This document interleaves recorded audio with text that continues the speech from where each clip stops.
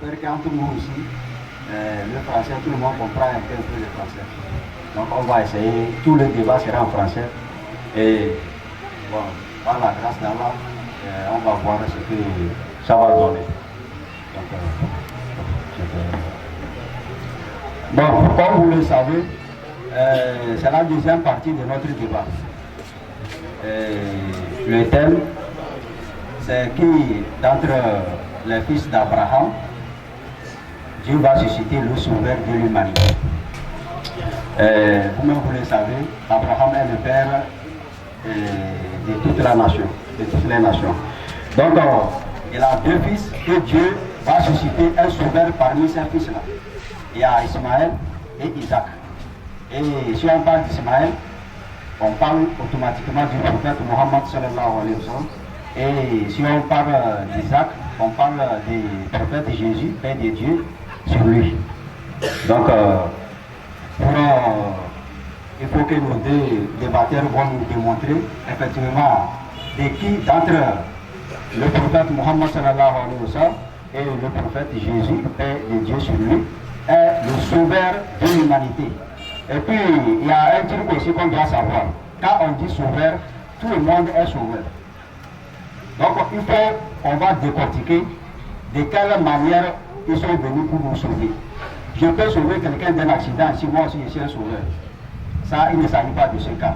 Ici, il s'agit de sauver les âmes des ténèbres spirituelles vers la lumière parfaite. Donc, c'est de ça qu'on va parler aujourd'hui. Donc, Bible et Coran sur table. Nos deux débatteurs vont nous démontrer, que ce soit dans le Coran ou dans la Bible, qui d'entre le prophète Mohammed sallallahu alayhi wa sallam et le prophète Jésus est le sauveur de l'humanité. Donc, une fois de plus, on va encore vous présenter nos deux débatteurs. À ma droite ici, il y a le pasteur Moumouni Yani Kapossi, le grand débatteur du Togo, côté des chrétiens. Et à ma gauche, on a Cheikh Imam Abdallah, qui est presque tout le monde aussi le connaît, un grand débatteur dans tous les réseaux sociaux que vous aussi vous connaissez. Donc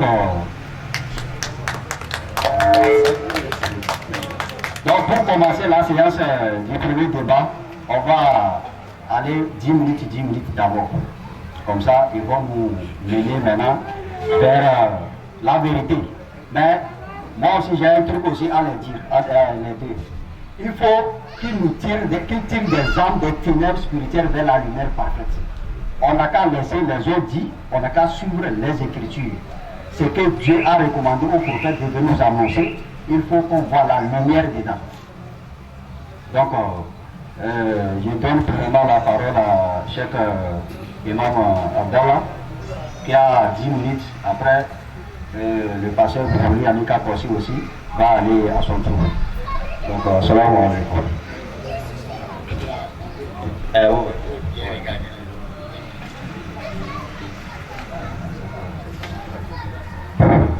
Donc, Cheikh Imam Abdallah va commencer à 16h43 minutes. Il a 10 minutes.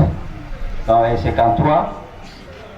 Donc, on va passer la parole à pasteur Moumouli.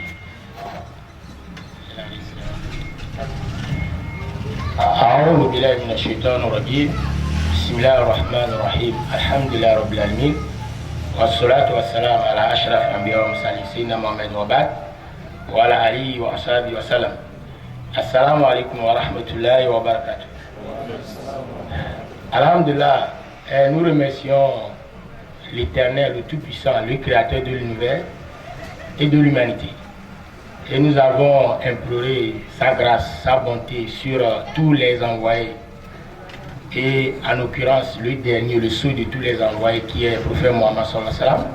Et les gens, les pieux, les croyants qui étaient avec eux jusqu'à la fin du monde. Notre thème d'aujourd'hui, comme vous le savez, c'est l'alliance que Dieu a conclue avec Abraham, que toutes les familles de la terre seront bénies à sa postérité. D'où, entre les deux, Ismaël et Isaac, qui est ce fils-là, qui par lui, l'humanité sera sauvée. Et puis enfin, nous verrons si c'est Jésus ou bien Mohammed ou pas.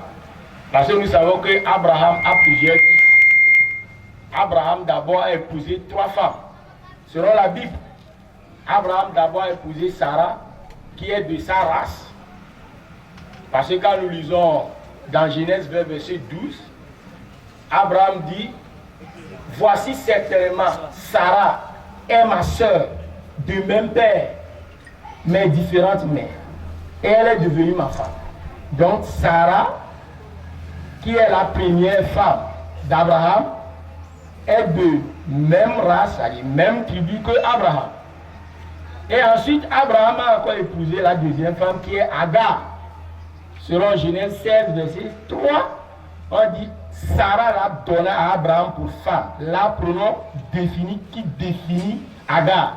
La donna pour femme à Abraham. Donc Abraham a épousé après Agar en ajoutant à la première femme qui est Sarah. Et ensuite, Abraham a épousé la troisième femme qui est Ketura dans Genèse 25, verset 1. On nous dit Abraham prit encore une autre femme nommée Ketura. Donc la troisième femme, selon Genèse 25, verset 1 jusqu'à 15, qui nous dit que Abraham, la troisième femme d'Abraham, s'appelle Ketura, et elle aussi a engendré plusieurs fils à Abraham. Mais dans tous ces enfants-là d'Abraham, il n'y a que 12 seulement que Dieu a fait l'alliance avec eux, selon la Bible et le Coran. Parce que nous devons savoir que, avant même de venir sur les enfants, nous devons d'abord savoir l'origine même d'Abraham. Abraham est arabe 100%, selon même la Bible. Abraham est irakien. Par exemple, quand nous lisons dans Genèse 11, verset 31, on dit que Abraham, c'est-à-dire, il est d'un village nommé Our en Chaldée, en Mésopotamie, actuellement Irak. La vue de Saddam Hussein que Jean Bush avait tué là. Donc Abraham est irakien, donc arabe 100%. Ça c'est. Maintenant, Abraham, Dieu avait fait alliance avec lui. Et l'alliance que Dieu a fait, l'alliance là commence par d'abord la circoncision. C'est pourquoi nous lisons dans Genèse 21, de verset jusqu'à 24. Dieu dit à Abraham, voici mon alliance que j'établis avec toi. Tout mâle de ta maison sera circoncis. Donc c'est pourquoi Genèse 21, de verset 19 on dit que Abraham était âgé de 99 ans quand il a été circoncis. 99 ans. Et le jour-là même, Ismaël, qui est l'enfant d'Abraham, il avait l'âge de 13 ans quand il fut circoncis. Le même jour avec son père. Ça, c'est la première alliance. C'est pourquoi dans Genèse 21, verset 1 jusqu'à 25, Dieu dit à Abraham, tout mâle qui ne sera pas circoncis dans sa chair sera exterminé du milieu de son peuple. Et il aura violé mon alliance. Donc l'alliance d'abord commence par la circoncision. Donc quand Abraham avait respecté cette loi, ce commandement, en ce temps-là, Dieu lui a dit aussi, Dieu lui a encore béni. Ça, nous allons lire ça dans Genèse 17, verset 7, là où Dieu dit à Abraham que j'établirai mon alliance entre toi et moi. Et tout, et tes descendants après toi. Donc ça veut dire que Dieu a fait l'alliance avec Abraham et tous les enfants qui sont nés d'Abraham. Donc maintenant nous devons savoir que c'est la Bible même qui nous montre maintenant que Ismaël aussi en fait partie de l'alliance. Parce que quand nous lisons dans Genèse 15, verset 4, l'Ancien Testament, premier chapitre, Genèse 15, verset 4, Abraham cherchait un héritier. Parce qu'il avait avancé en âge, donc il n'a pas enfanté. Mais il avait un serviteur qu'on appelle Eliezer de Damas. Eliezer de Damas. Et lui pensait que c'est Eliezer qui sera son héritier.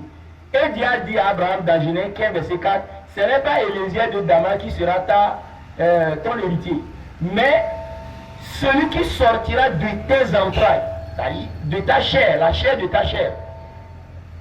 Et maintenant, quand nous retournons maintenant, nous regardons dans Genèse 21, verset 13, là c'est clair que Ismaël fait partie de la descendance d'Abraham. Dieu dit, certainement, ta servante aussi, hein, c'est-à-dire, il fait partie de ta postérité.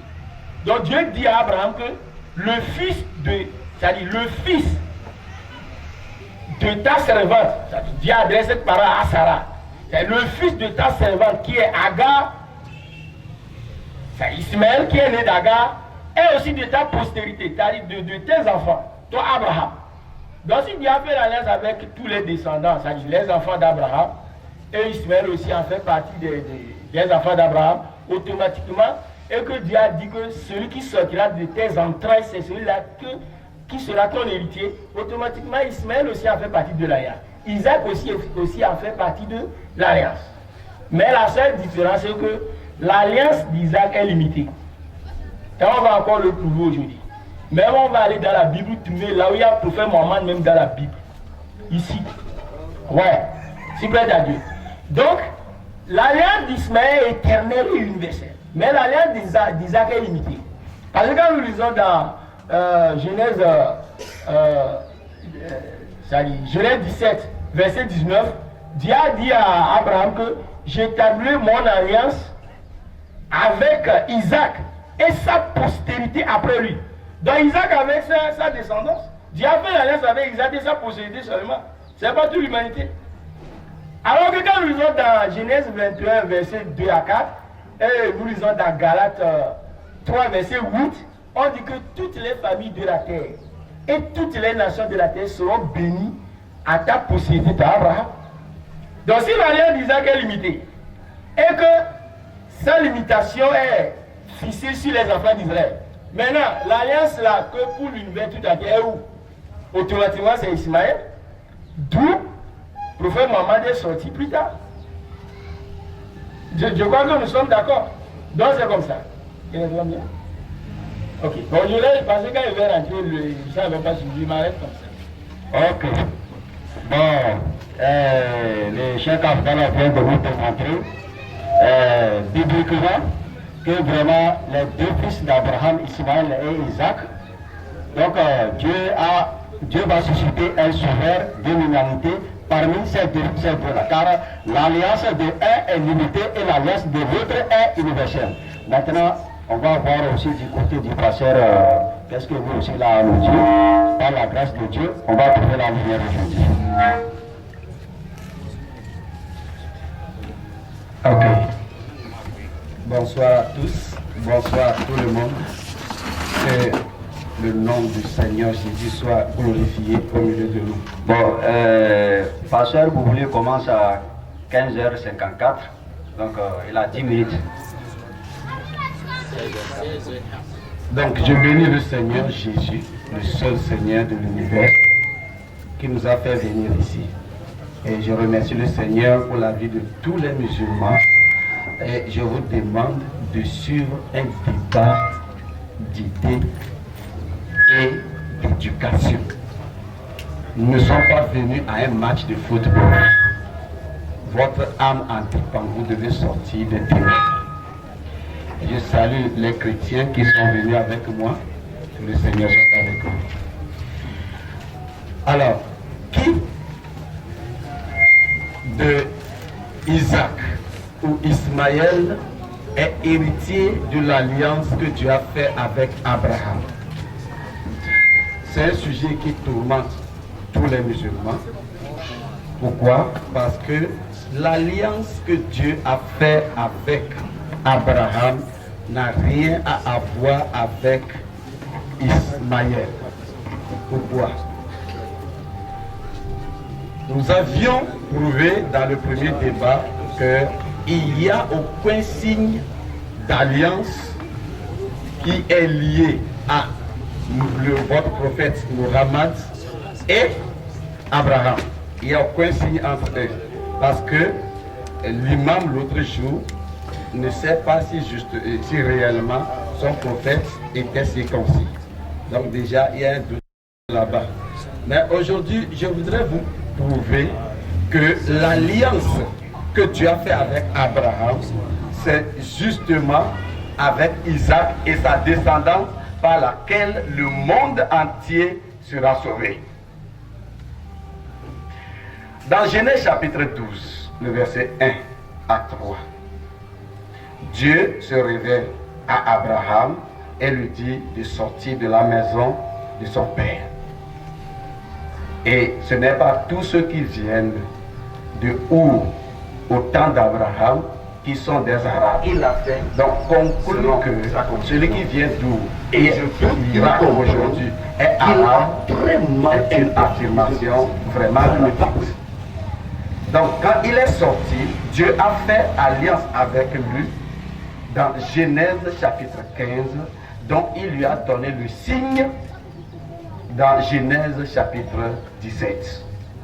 Et la parole de cette alliance est une promesse qui dit: toutes les nations de la terre seront bénies en toi, c'est-à-dire seront sauvées, auront la vie éternelle à travers toi.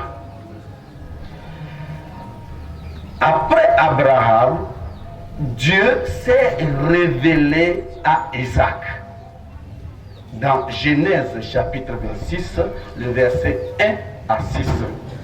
Et Dieu lui a réitéré la promesse qu'il a faite à Abraham, que toutes les nations de la terre seront bénies à travers lui.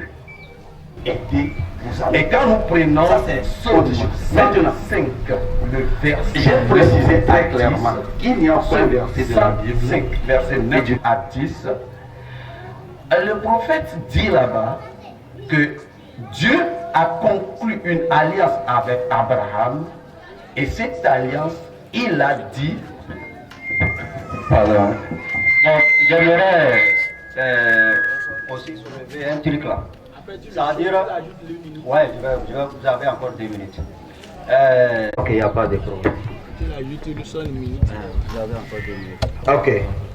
Donc, nous disons que dans Genèse chapitre 26, verset 1 à 3, Dieu se révèle à Isaac pour lui affirmer la promesse d'alliance qu'il a faite avec Abraham. Toutes les nations de la terre seront bénies en toi. Genèse chapitre 26, verset 1 à 6. Avec Ismaël. Et pour savoir si c'est à lui réellement que Dieu parle, ou que Dieu se rappelle seulement de l'alliance qu'il a faite avec Abraham, Psaume 105, le verset 9 est clair. Dieu a fait alliance avec Abraham et il a donné un serment à Isaac, ce qu'il a rédigé en loi pour Jacob et ce qu'il a rédigé en alliance avec Israël. Psaume 105, le verset 9 à 10. Ce qui montre que l'alliance que Dieu a faite avec Abraham, donnée à Isaac, a été donnée à la descendance de Jacob comme la loi et à la descendance d'Israël qui est la personne bénie de Dieu de Jacob en forme d'alliance. Dieu revient dans la vie de Jacob dans Genèse chapitre 28 verset 13 et Dieu lui dit: ce que j'ai promis à ton grand-père Abraham, à ton père Isaac, je le ferai aussi dans ta vie. Toutes les nations de la terre seront bénies en toi. Donc nous voyons que l'alliance a commencé par Abraham, l'alliance est venue à Isaac, l'alliance est venue à Jacob. Et il n'y a aucun verset de la Bible ni du Coran qui va vous dire que Dieu a fait alliance avec Ismaël. Ça n'existe pas. Tous les musulmans du monde vont passer toute leur vie à chercher ce verset dans le Coran. Ils ne le trouveront jamais parce que ça n'existe pas. Donc, quand nous voyons que cette alliance, Dieu l'a réitérée dans la vie de Abraham, Isaac et Jacob. C'est pourquoi, quand Jésus est venu, Dieu lui a parlé lorsqu'il était dans la montagne de transfiguration, dans Matthieu chapitre 17, à partir du verset 5, Dieu lui a parlé, lui dit, celui-ci est mon fils bien-aimé, qui a toute mon affection.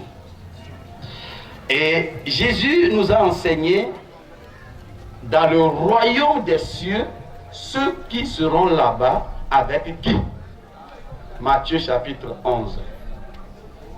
Matthieu chapitre 8, le verset 11. Jésus dit, or, je vous déclare que des hommes viendront de l'Orient et de l'Occident et s'assiera avec Abraham, Isaac et Jacob dans le royaume des cieux. Et quand on dit de l'Orient et de l'Occident, ça veut dire l'extrémité de la terre. Ce n'est pas à une ville ou à l'extrémité de la terre qui veut dire le monde entier. Voici le côté droit, voici le côté gauche. Ça va jusqu'à la fin de la terre si ça existe. Ça va jusqu'à la terre si ça existe. Donc, dans le royaume de Dieu, personne ne sera assis avec Ismaël comme pilier de l'alliance. Parce que Dieu n'a jamais fait alliance avec lui. Donc, dans le royaume, nous serons avec Abraham, Isaac et Jacob dans le royaume. Si Ismaël serait sauvé, alors il serait compté parmi nous tous. Parce que Ismaël n'est pas le seul restant de la descendance d'Abraham. Il y a les enfants de Ketura aussi qui sont les descendants d'Abraham. Et Genèse chapitre 25, le verset 5 à 6, nous précise que Abraham a fait don de tout ce qu'il a à Isaac. Abraham a donné en héritage tout ce qu'il a à Isaac, mais il a fait des dons à tous les autres fils de ses concubines. Est-ce que nous voyons? Donc, ce sont des dons qu'Abraham a fait à Ismaël et aux autres. Comme moi, je peux trouver un enfant au bord de la route, il a besoin de l'argent, je lui donne. Ça n'a rien à voir avec l'alliance. Alors, pour être précis, lorsque Pierre a pris la parole dans Actes chapitre 3, le verset 25, Pierre parle aux Juifs, aux enfants d'Israël. Et écoutez bien ce qu'il a dit. Acte 3, verset 25, il dit, vous êtes les fils des prophètes et de l'alliance que Dieu a conclue avec nos pères, par laquelle il a déclaré il a promis à Abraham, toutes les familles de la terre seront bénies à toi. Donc, ici, Pierre précise que la descendance par laquelle cette alliance viendra en accomplissement par bénédiction dans le monde, c'est Abraham, Isaac et Jacob. Et il a précisé que ce sont les enfants d'Israël qui sont les fils de cette alliance. Alors, automatiquement, si quelqu'un veut se baser sur la Bible pour parler de l'alliance que Dieu a fait avec Abraham, ça n'a rien à voir avec Ismaël. Ismaël, c'est un enfant d'accident qui n'a rien à voir avec l'alliance. Je dis et je déclare qu'il n'y a aucun verset de la Bible où quelqu'un va dire tout de suite que Dieu a conclu alliance avec Ismaël. On va faire des raccourcis, ramener ce verset de l'autre côté, mais ça ne donnera pas. Il n'y a aucun verset qui le dit. Acceptez la réalité et convertissez-vous le plus tôt possible pour le salut de votre âme. C'est très important. Ça, vous-même vous le savez. Le premier tour ici, on est resté toujours sur Abraham et sa descendance. Maintenant, on doit évoluer. qui parle d'Ismaël, parle du prophète Mohammed sallallahu alayhi wa sallam, qui parle d'Isaac, parle du prophète Jésus, que la paix de Dieu soit sur lui. Maintenant, il faut qu'on entre en action pour voir est-ce que vraiment ces deux personnalités, quand ils sont venus, si l'autre dit que bon, Dieu l'a envoyé pour toute l'humanité, donc les deux livres vont nous dire la vérité. On doit rentrer maintenant à la mission des deux personnalités pour voir effectivement qui d'entre les deux est le sauveur de l'humanité. Il faut qu'on sorte du terme d'Abraham. On sait qu'Abraham Dieu a déjà deux fils qu'il a fait le traité. Maintenant, parmi ces deux fils, d'Ismaël jusqu'à de la descendance d'Ismaël que le prophète Mohammed est sorti, et c'est de la descendance d'Isaac que le prophète Jésus, paix et bénédiction de Dieu sur lui, est sorti. Maintenant, on va voir, les deux sont déjà arrivés, ils sont partis. On va voir maintenant leur mission, est-ce que réellement, qui d'entre les deux est venu pour sauver des âmes des ténèbres spirituelles vers la lumière parfaite. Donc on va aller encore dans la deuxième tranche de 10 minutes. Donc les 10 minutes sont accordées à Imam Abdallah.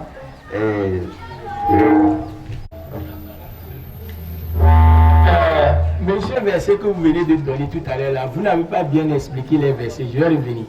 Bon, comme il n'y a pas le temps, je vais seulement prendre Genèse 24, verset 26 que vous avez donné en disant que Abraham a fait le don de tous ses biens à Isaac seulement. De tous ses biens. C'est ce qu'il a dit.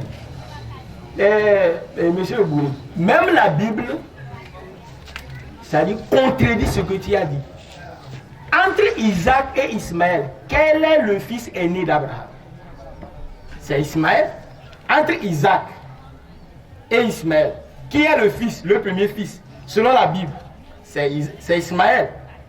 Et la Bible même dit que l'aîné, même si on partage les biens, si un père partage les biens à ses enfants, après avoir partagé les biens, je vais donner le verset, après avoir partagé les biens, le fils aîné doit prendre encore une portion en ajout, parce que le droit d'ânesse lui est réservé.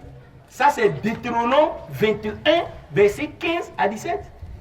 Deutéronome 21, verset 15 à 17 nous dit, si un homme prend deux femmes et il aime une seule, il n'aime pas l'autre, si le fils, le premier-né de celle qu'il n'aime pas, s'il veut partager les biens à la femme qui a donné beaucoup d'enfants à lui, les deux femmes qui ont donné beaucoup d'enfants à cet homme, si il n'a pas le droit de donner ses biens au fils de la femme qu'il aime en négligeant, en laissant l'aîné de la femme qu'il n'aime pas. Deutéronome 21, verset 15 à 17, vérifiez.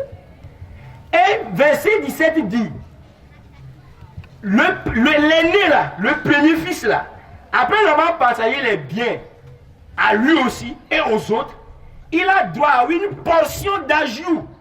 Parce qu'il est les prémices de sa vigueur. Et le droit d'ânesse lui revient. Donc, la Bible dit que si Abraham partage ses biens, il doit donner à Ismaël plus qu'Isaac. Deutéronome 21, verset 15 à 17. Vérifiez, si j'ai menti, il faut dire. Vérifiez. Ça, c'est... Monsieur Bouli, Dieu a fait l'alliance avec Abraham. Il a dit, ça c'est Genèse 17, verset 7 en allant. Il a dit, j'établis mon alliance avec toi, Abraham, et tes descendants. Est-ce qu'Ismaël a fait partie de la descendance d'Abraham ou pas? Mais pourquoi aujourd'hui, les gens comme vous ne viennent pas faire salade aux gens? C'est pourquoi Dieu a encore précisé ça dans Genèse 17, verset 19, que pour Isaac, il a fait l'alliance avec lui et sa postérité seulement avec lui, sans enfants. Est-ce que seulement les descendants, nous tous nous appartenons aux descendants d'Isaac? Non, ce sont les enfants d'Israël qui font partie de la descendance d'Isaac. Dieu précise, parce qu'aujourd'hui Dieu il est omniscient. Il sait qu'aujourd'hui il y aura des menteurs. Je ne dis pas que vous mentez. Il y aura des menteurs. Ils vont venir dribbler. C'est pourquoi Dieu a précisé dans Genèse 17, verset 19 que pour Isaac, il a établi une alliance avec lui et sa postérité seulement, qui sera une alliance perpétuelle. C'est pourquoi Somme 105 que vous avez donné verset 9, vous n'avez pas lu verset 10. C'est verset 10 qui montre que vous n'avez pas bien éclairé les choses. Somme 105 verset 9 que Pasteur a donné, vérifiez si j'ai menti. Il dit que Dieu se rappelle de l'alliance qu'il a fait à Abraham, c'est vrai. Somme 105 verset 9. Et le serment qu'il a prêté à Isaac, c'est vrai. Maintenant verset 10. Dieu a érigé cette alliance-là avec Isaac en loi avec Jacob. Comme une alliance perpétuelle pour Israël. Et c'est au à Israël. Donc l'alliance d'Isaac est limitée sur Israël. Maintenant, là où Dieu a dit à Abraham, dans Genèse 12, verset 2 à 3, que je bénirai quiconque te bénira, et je maudirai quiconque te maudira. Toutes les familles de la terre seront bénies à toi. Si l'alliance d'Isaac est limitée seulement en loi en Jacob pour les Israélites, maintenant les Américains, les Européens et les Africains sont où? On va aller à l'enfer? Ça c'est ça. Maintenant, monsieur pasteur, il faut éclairer les choses. Je vous respecte beaucoup. Vous venez de dire que tout celui qui vient de Chaldée n'est pas forcément arabe. Moi, je ne parle pas de... Moi, je peux venir de Niger, mais je ne suis pas exemple nigérien. La Bible dit que Abraham est de Chaldée en nous. C'est la Bible qui le dit. Même quand nous lisons dans Genèse 15, verset 18, regardez, là où le prophète Mohammed va arriver, Genèse 15, verset 18, qu'est-ce que Dieu a dit à Abraham? Il a dit à Abraham, je donne ce pays à ta postérité, Abraham, à ta postérité. C'est-à-dire, du début du fleuve d'Égypte jusqu'au fleuve, jusqu'au grand fleuve, et au fleuve d'Euphrate. Il y a les géographes, vous avez les professeurs de géographie sinon. Quand on parle de fleuve d'Égypte, c'est où? C'est le fleuve Nil. Quand on parle de fleuve d'Euphrate, c'est toujours Irak. Aujourd'hui, les descendants d'Ismaël, la grande partie d'Arabie, c'est entre fleuve Nil et le fleuve d'Euphrate. Isaac ne sait pas d'Euphrate. Donc Isaac, ça dit Ismaël, Dieu a dit déjà que lui, il va lui donner un endroit pour pouvoir perpétuer, comment dirais-je, établir sa loi qui va faire sortir les gens du ténèbre vers la lumière parfaite. Maintenant, quand nous revenons maintenant dans Genèse 17, dans Genèse 17, verset 15 jusqu'à 20, qu'est-ce que Dieu a dit à Abraham? Dieu dit, regardez pour Isaac, je donnerai à toi et à ta postérité, c'est-à-dire Isaac, c'est-à-dire le pays de Canaan en perpétuité, le pays que tu habiteras comme étranger. Donc Isaac est étranger en Israël. Les Juifs aujourd'hui sont étrangers là-bas. Mais quand Dieu voulait donner la partie où l'islam peut propager, il n'a pas parlé de l'étranger là-bas. Donc automatiquement, Abraham et Ismaël, ils sont des autochtones des Arabes. Mais en Israël, ils sont des étrangers. Ça veut dire que normalement, les Israélites même, ils sont des Arabes. Parce que leur père Abraham est arabe. Si je suis togolais, si j'ai une américaine métisse là, elle est togolaise. Pourquoi je dis ça? Parce que la Bible même nous montre ça. Quand nous lisons dans Genèse 32, verset 28, vous voyez, Genèse 32, verset 28, là où le nom de Jacob a changé en Israël, ça dit, même, ils sont tous des Arabes. Je veux, là où tu dis que tout celui qui vient de Chine n'est pas arabe, là, je veux te montrer que même Jésus est arabe. D'abord, quand nous lisons dans Genèse 32, verset 28, Dieu dit à Jacob, on ne t'appellera plus du nom de Jacob. Il sera appelé maintenant Israël, car tu as lutté avec Dieu, avec des hommes, et tu as été vainqueur. Donc, Dieu a donné le nom de Jacob à Israël. Ça ne veut pas dire qu'il est...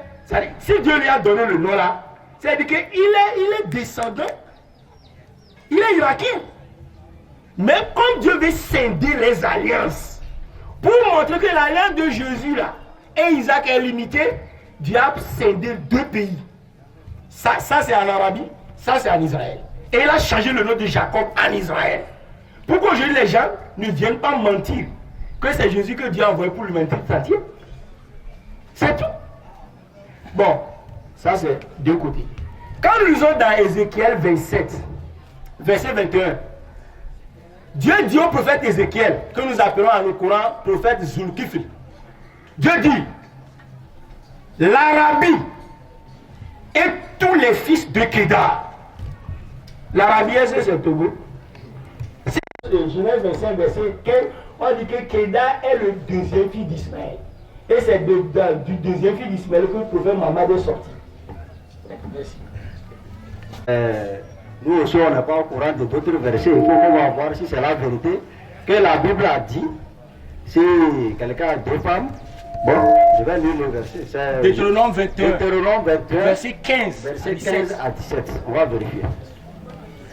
On dit, quand un homme qui a 2 femmes aime l'une et hait l'autre, si celle qu'il aime et celle qu'il hait enfantent des fils, et que le fils aîné est de celle qu'il hait, alors le jour où il laissera en héritage ce qu'il aura, il ne pourra pas reconnaître comme premier-né le fils de celle qu'il aime, à la place du fils de celle qu'il hait, qui est le premier-né. Mais il reconnaîtra pour premier-né le fils de celle qu'il hait, et lui donnera la double portion de tout ce qui s'y trouvera être à lui, car il est le commencement de sa vigueur. Le droit d'ânesse lui appartient.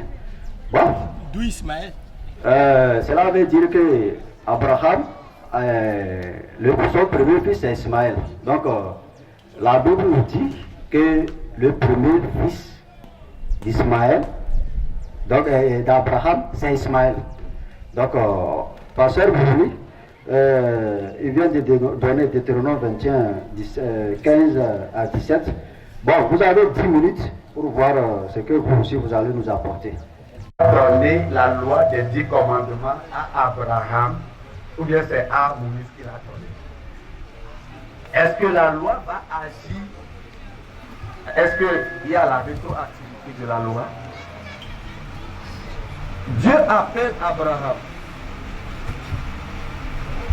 430 ans plus tard, avant de donner la loi de Deutéronome 21, verset 15 à 17, à Moïse, aux enfants d'Israël. Mais je ne vous comprends pas. C'est comme quelqu'un dirait à Adam et Ève qu'ils ont violé l'une des lois des 10 commandements de Dieu que Dieu a donné à Moïse. Mais c'est un peu étonnant. Au temps de Adam et Ève, la seule loi c'est ne manger pas le fruit de l'arbre. Est-ce que vous comprenez? Au temps d'Abraham, c'est sortir de la maison de ton père pour être sauvé. Et il est sorti. C'est au temps des enfants d'Israël, lorsqu'ils quittaient l'Égypte pour Cana, que Dieu leur a donné un chemin sur le mont Sinaï, la loi de 10 commandements qu'on vous a mis de lire. Mais vous m'étonnez monument. Vous devez comprendre ça. Bon. Vous devez comprendre ça avant. Bon, je vous comprends. C'est logique. Sachez que Dieu ne peut pas donner une loi aujourd'hui qui va agir sur les gens d'hier. Non. Dieu marche avec les gens. Donc, Deutéronome qu'il a donné, dans l'incompréhension absolue qu'il a manifestée, il faut qu'il sache que cette loi n'a rien à voir avec Abraham. Ça, c'est très simple. Et je vous le dis encore, dans Genèse chapitre 25, le verset 5 à 6, il est écrit, et Abraham donna tous ses biens à Jacob. Il fait des dons. Parce qu'il a volé hier. Est-ce que c'est comme ça que ça marche, mes amis? Suivez le débat avec attention. Nous sommes là pour des choses sérieuses. Donc, sachez que l'intervention que mon imam a fait, il l'a fait selon sa confusion. Et je veux qu'il comprenne qu'il a très mal interprété ce verset. Ça ne va plus aider vos amis. Ça, c'est autre chose. Maintenant, j'ai précisé très clairement qu'il n'y a aucun verset de la Bible et du Coran où Dieu a fait alliance avec Ismaël. Il a utilisé, ça fait presque 20 minutes sans donner un seul verset. Est-ce que vous voyez? Donc nous sommes là pour la pratique. Nous ne sommes pas là pour jongler les versets. Non, non, non, non. Il faut être précis dans les tirs. Alors, quand nous voyons que dans la Bible et dans le Coran, Dieu n'a jamais fait alliance avec Ismaël, revenons aux choses sérieuses qui consistent à vous démontrer qui de Jésus ou de Mohammed est venu pour sauver l'humanité tout entière. Je parle de Jésus. D'abord, Jean chapitre 8, verset 12. Il est écrit: et Jésus s'écria et dit: je suis la lumière du monde. Quel monde? Quel monde? Je l'ai prouvé la fois dernière ici, mais je vais le faire encore. Jean chapitre 8, le verset 23, Jésus dit: vous êtes de la terre, je ne suis pas de la terre. Vous êtes de ce monde, je ne suis pas de ce monde. Donc, quand on parle du monde, quand Jésus parle du monde, il s'agit de tout ce qui existe, tout ce que nous voyons. Écoutez-moi, il faut que vous compreniez l'alliance que Dieu a faite avec Abraham. Dieu n'a jamais dit à Abraham que tout le monde, je ferai ce même alliance avec eux. Non. L'alliance a été faite avec Abraham. Et c'est toutes les nations de la terre qui seront bénies dans cette alliance. Donc, c'est le bénéfice de cette alliance qui parvient jusqu'au Togolais ici. Quand il est écrit dans Psaume 105, le verset 9 à 10, que mon imam a cité et l'a interprété à sa façon, ce qui est grave, il doit savoir que c'est Israël que l'alliance a été faite avec, et maintenant, toute la terre seront bénies dans cette alliance. Dieu n'a pas besoin de faire cette alliance avec le Togolais avant qu'il en bénéficie. Du moment où il a lui-même dit que toutes les nations de la terre seront bénies en toi. Il n'a jamais dit: je vais faire cette alliance avec le monde entier. Il n'a jamais dit ça. Mais le monde entier sera bénéficiaire. Je veux que vous compreniez ça. Puisque quand vous allez arriver à la maison, vous y pensez beaucoup. Ça va vous aider. Mes amis, il n'y a aucun verset de la Bible où Dieu a fait alliance avec d'autres nations, si ce n'est Israël. Mais toutes les autres nations sont bénies, c'est-à-dire sont sauvées par Israël. Jésus dit: je suis la lumière du monde. Alors, écoutez-moi. Il est dit qu'il va tirer les hommes des ténèbres à la lumière parfaite. Et Jésus dit: c'est lui qui est cette lumière déjà. Qu'est-ce que pour tirer quelqu'un vers une autre lumière? C'est lui-même qui est la lumière, selon Jean chapitre 8, verset 12. Le nom de cette ténèbre, c'est le péché. Dites-moi, est-ce que deux personnes tombées dans un trou peuvent se sauver? Est-ce que vous êtes d'accord avec moi? Je crois fermement ce que Jésus-Christ a dit lorsqu'il déclare que un aveugle ne peut pas conduire un aveugle. Maintenant, je vais parler du Coran avec l'imam, parce que je vais l'aider aussi là-bas. Quand vous prenez Surat, chapitre 47, le verset 19, Allah, le Dieu du prophète Mohammed, qui parle là-bas, il dit: implore pour le pardon de tes péchés et pour le péché des croyants et des croyantes. Car c'est Allah qui connaît vos activités sur cette terre et dans l'au-delà. Est-ce que vous écoutez ce que je viens de dire? Oui. C'est-à-dire que Mohammed fait partie du monde des pécheurs. Un musulman va dire: mais où est-ce que Mohammed a péché? Mais qu'il Il n'est écrit nulle part que Mohammed a péché ici, il a péché là-bas. Quand vous entendez un musulman dire ça, sachez que c'est un faux. Et il traite son Allah de menteur. Parce que selon le Coran, Allah est l'omniscient. C'est lui le parfait connaisseur. Il connaît au-delà. Quand il dit, Mohammed, tu dois confesser tes péchés, c'est parce que Allah sait qu'il a péché. Un homme qui viendra dire qu'il n'a rien fait, il fait de Allah menteur. Cet homme doit revoir sa croyance. Et pour confirmer, Surat 48, le verset 1 à 2, Allah dit, et nous t'avons donné une victoire éclatante pour pardonner tes péchés passés et futurs. C'est-à-dire que Allah reconnaît selon le Coran que Mohammed a été pécheur et il sera pécheur. Ça c'est que Allah lui-même dit, à moins que le Coran ne vienne pas de lui. Si ça vient de lui, alors je vais accepter ce qu'il a dit. Donc, sur la terre et dans l'au-delà, alors Allah, je dis, tu as raison, Mohammed a été pécheur, il sera pécheur quand tu lui as donné la sourate 48, le verset 2. 19, où Allah parle à travers un ange qui est venu à Marie, lui dit, et nous t'avons fait don d'un enfant pur, d'un fils pur. Voilà le terme qu'il a utilisé. C'est-à-dire que dans le Coran, Allah nous fait savoir que Mohammed est pécheur dans le passé, dans le futur, et Jésus est un fils pur. Est-ce que vous comprenez ça? Bien aimé, est-ce qu'un pécheur peut sauver les pécheurs? Celui qui est dans les ténèbres peut faire sortir les gens des ténèbres à la lumière. Non, il est ténèbres. Pour qu'il soit sauvé, le prophète Mohammed, il doit accepter la lumière du monde, qui est Jésus, qui est un enfant saint selon la Bible, un enfant pur selon le Coran. Je vous demande d'y penser beaucoup. Jésus-Christ vous aime. Bon.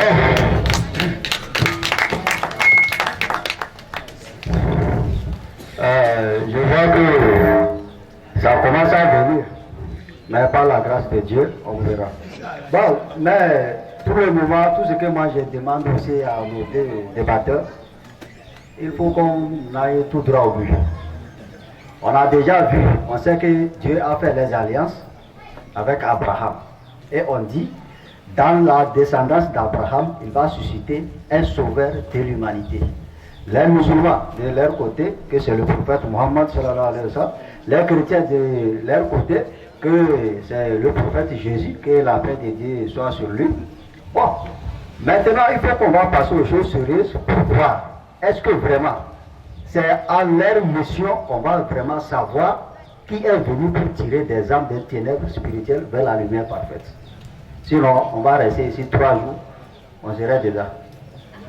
Donc, Cheikh Abdallah, vous avez...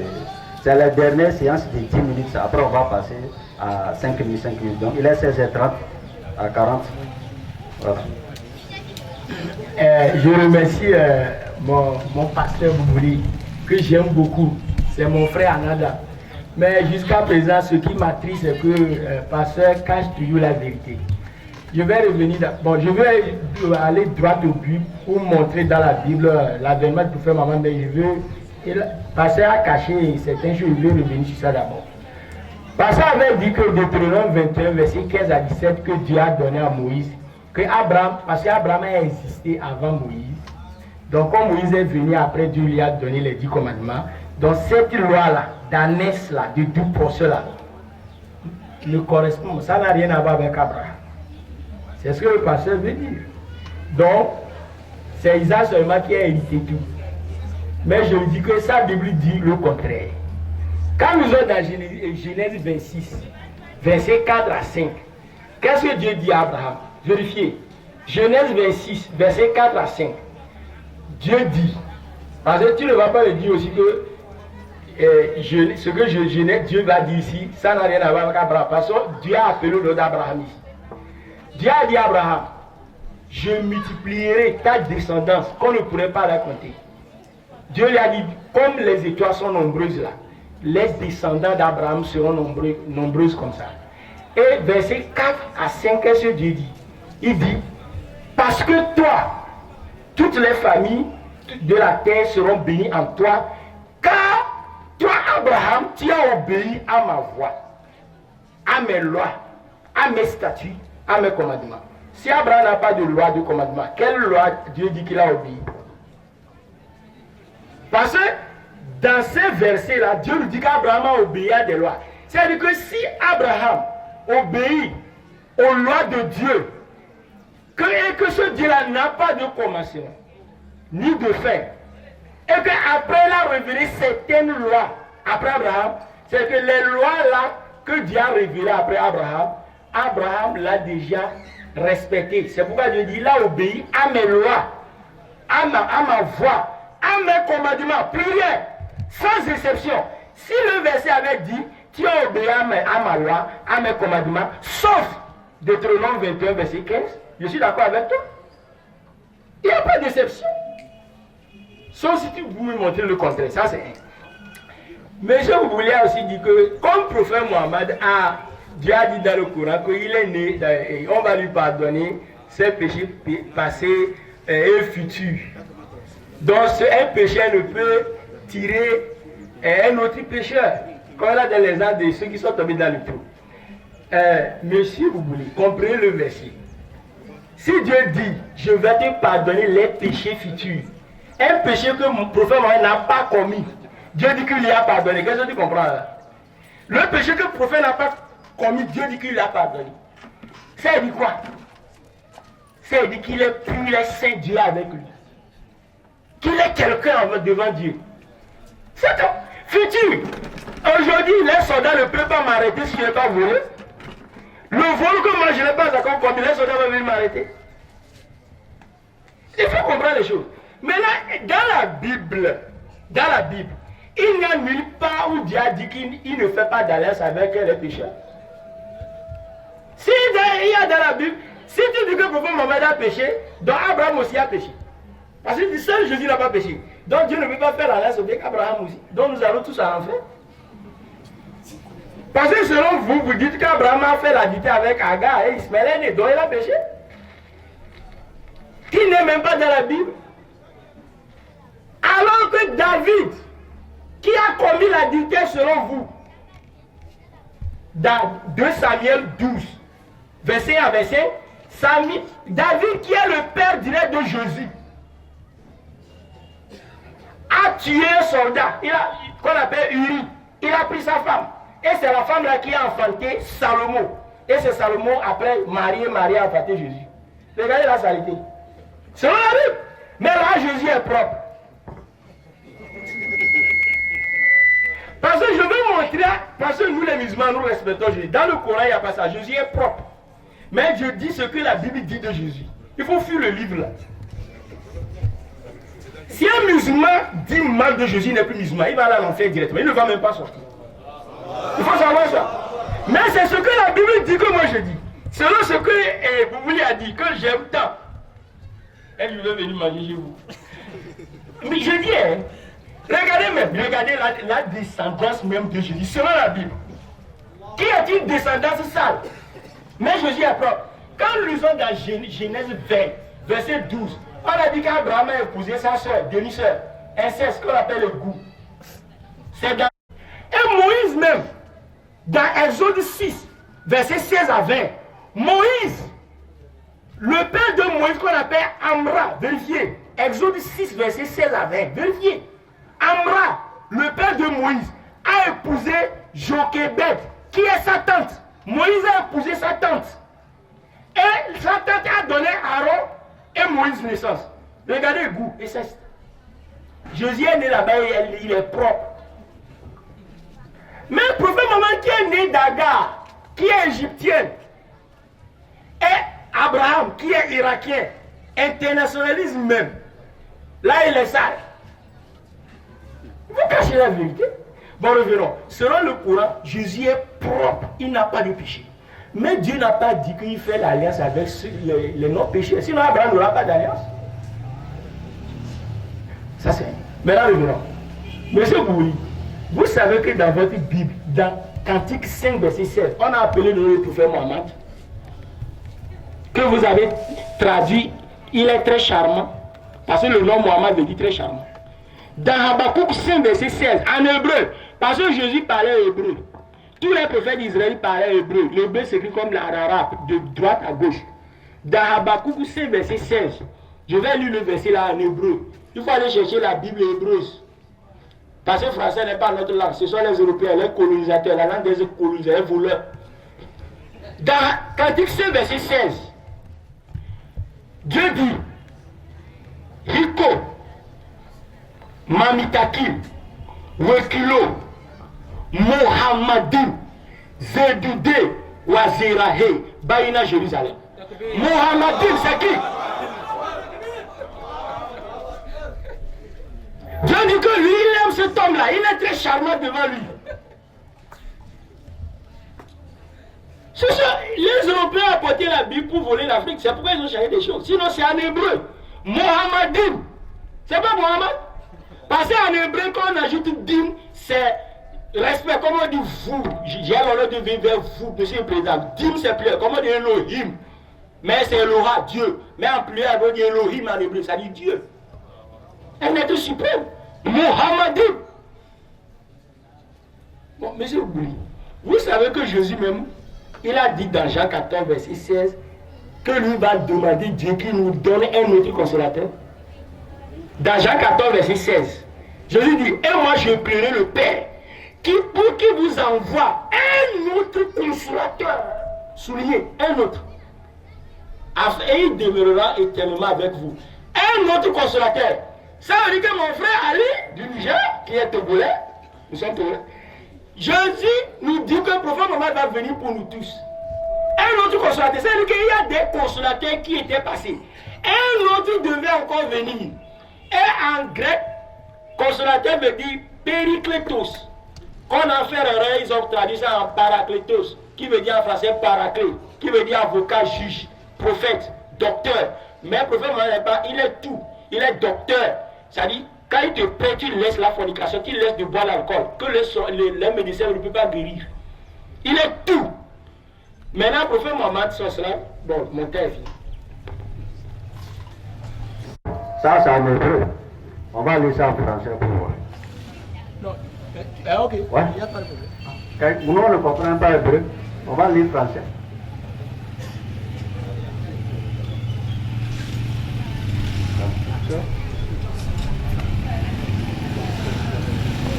Bon, après il va lire ça. Comme pour prier, ça va passer le temps.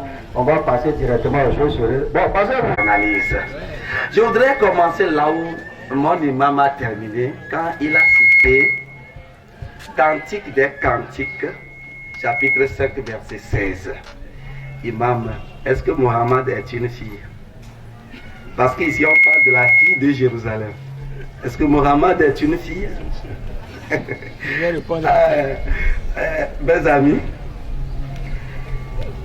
quand si mon imam pense que le français est trop faible par rapport à l'hébreu, il devait nous interpréter mot par mot l'hébreu qu'il a lu pour voir s'il va nous parler à la fin de la fille de Jérusalem.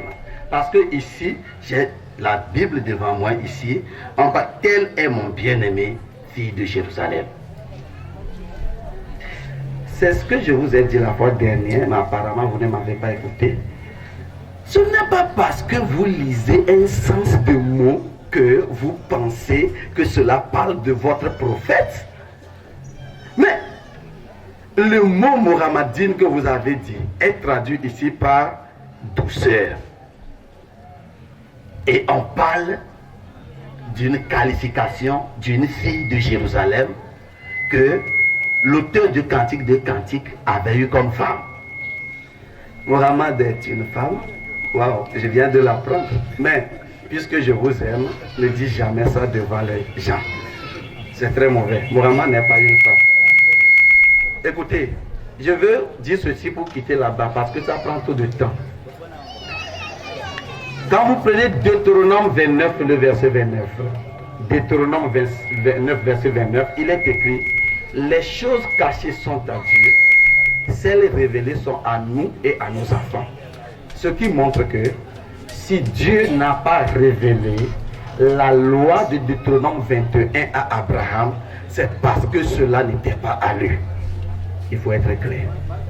Quand Dieu dit, il a respecté toutes mes lois, ce sont toutes les lois qu'il lui a données. Ça c'est très clair.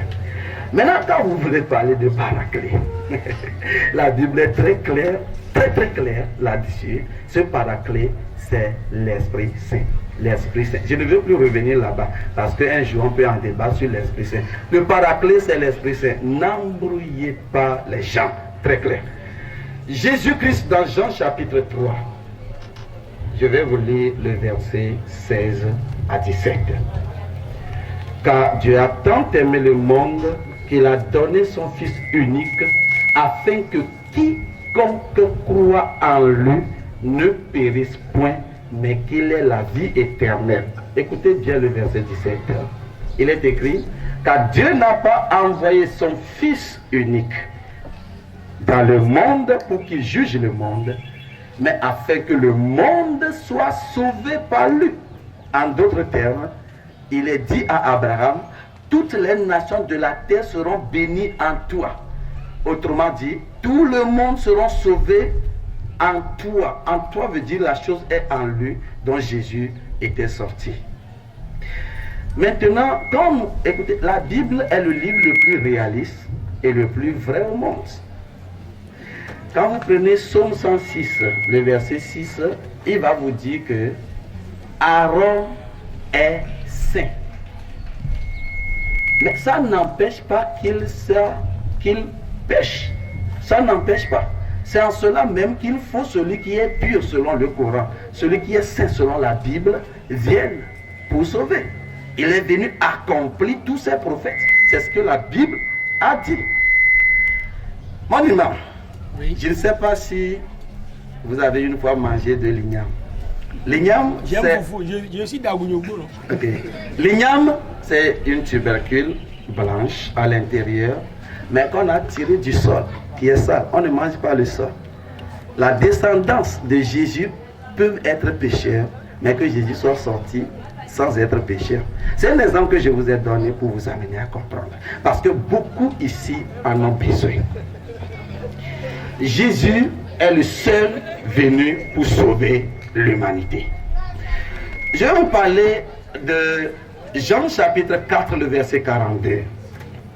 Ce sont les Samaritains qui rendent témoignage de Jésus. Il lui dit, il dit à la femme qui les a fait venir, à Jésus dit, femme, nous avons cru en Jésus, non pas à cause de ce que tu nous as dit, mais nous avons nous-mêmes entendu ces dires et nous avons cru et nous croyons qu'il est le sauveur du monde. C'est devant Jésus. Et après il a passé 2 jours là-bas. Jésus-Christ est le sauveur du monde. Il n'y a aucun verset de la Bible qui va dire le contraire si ce verset est compris dans son contexte. Jean, le prophète le plus jeune et le plus jeune disciple des apôtres de Jésus, rend témoignage dans 1 Jean chapitre 2, le verset 1 à 3, il dit petits enfants. Et quand on parle de la Bible petits enfants, il s'agit de ceux qui croient nouvellement en Jésus. Ils n'ont pas encore grandi dans la connaissance des choses de la Bible. Comme par exemple ce soir, beaucoup d'entre vous, s'ils font bien analyse de ce que nous disons, vont se repentir. Ça c'est à coup sûr. Ça c'est à coup sûr. Nous disons ce qui est vrai. Nous démontrons les choses très sérieusement ici. Alors il dit, petits enfants, je vous ai écrit ces choses afin que vous ne péchiez point. Mais si quelqu'un pêche, nous avons Jésus-Christ, le juste, à la droite du Père, qui est la victime expiatoire pour nos péchés, et pas seulement pour nous, mais pour le monde entier. Donc, sauver là-bas, sauver les hommes du péché, de la puissance de l'enfer. Et dit pour le monde entier. Donc Jésus est là et nous a sauvés parce que nous sommes bénis en Abraham à travers Jésus dans l'alliance qu'il a fait avec Abraham. Bien-aimés, nous reconnaissons que nous pouvons faire parfois des choses qui ne plaisent pas à Dieu. Mais Dieu dit qu'il nous sauve. Écoutez, David dit, ça je veux que mon imam garde ça. David dit, heureux celui dont les péchés sont couverts. Est-ce qu'il n'a pas péché? Il a péché. Mais Dieu a couvert ses péchés. C'est pourquoi Michée, chapitre 7, le verset 18 dit, quel Dieu est comme toi qui pardonne les péchés, qui pardonne les iniquités. Voilà le Dieu que nous adorons. Il pardonne les péchés. Et quand il dit au prophète de l'islam qu'il va lui pardonner les péchés futurs, c'est pour lui garantir afin que le prophète sache que quand il va pécher le futur aussi, lui Dieu sera là pour le délivrer, pour le pardonner. C'est une garantie qu'on lui a donnée. Donc il sait que, et puis la victoire éclatante dont on parle, les musulmans comprennent ça dans la chair. Parce que pour eux, c'est un combat armé qu'ils vont dire. Mais la victoire éclatante, c'est la plus grande victoire remportée sur la croix. Écoutez, quand vous lisez la suite du verset, dans Sourate 47, le verset 19, il va vous dire que Allah va le conduire sur le droit chemin. Quel est le droit chemin? Le chemin, c'est une personne. Ne faites pas autre chose qui va induire les gens en enfer. Le chemin, c'est Jésus. Et il dit, la victoire la plus éclatante, c'est lorsque la puissance du péché a été dominée à la croix et qu'aujourd'hui, même si quelqu'un pêche, s'il croit en Jésus, Dieu va lui pardonner le péché et va lui donner l'esprit pour l'aider à ne plus faire la même chose prochainement. Jésus-Christ vous aime. Mais par la grâce de Dieu, ça va aller. Bon, le verset que l'imam Abdallah nous a lu en hébreu et que le pasteur a repoussé, que c'est pas vrai. Bon, on va vérifier ensemble. Vous comprenez, pour voir si c'est la vérité ou bien c'est pas la vérité. Cantique des Cantiques 5, verset 16. On dit, son palais n'est que douceur, virgule.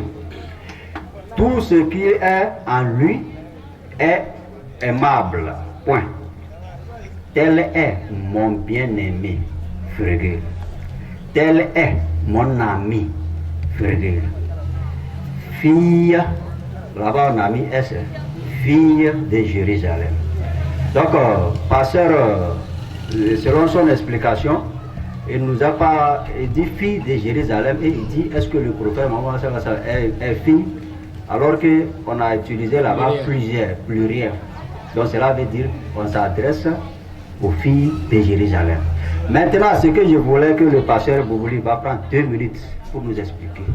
Là où il a sauté, tel est mon ami. On voulait savoir qui est cet ami-là.